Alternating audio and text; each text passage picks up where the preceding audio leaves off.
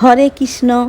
আজ জগন্নাথের স্নান যাত্রা, তাই আমি আর দিদি চলে এসেছি হলদিয়া ইস্কন মন্দিরে।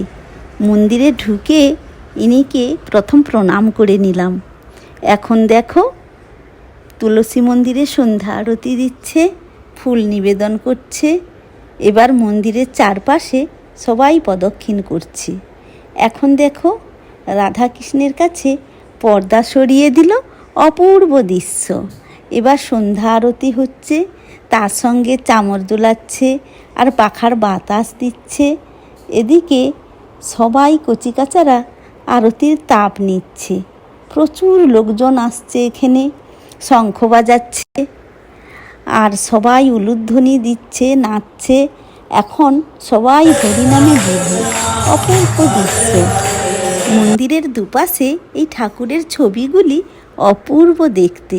চোখ দুটো যেন বারবার ওই ঠাকুরগুলোর দিকেই চলে যাচ্ছে। চলো এবার জগন্নাথ, বলরাম আর সুভদ্রা যেখানে রয়েছেন সেই প্যান্ডেলে যাচ্ছি। চলে এসেছি তো দেখো কেমন নাচ করছে সবাই মিলে একসঙ্গে তালে দোলে। ওহো, এখানে না আসলে এমন দৃশ্য দেখা যেত না। দারুণ দারুণ, কত সময় নাচ চলবে তা বলা মুশকিল। এবার সামনে গিয়ে ঠাকুর প্রণাম করে নিলাম আর প্রণামী দিয়ে আসলাম। আর এই পুচকুটা কেমন নাচ করছে দেখো। সবাই নাম গানে বিভোর, পরিবেশটা বদলে গিয়েছে।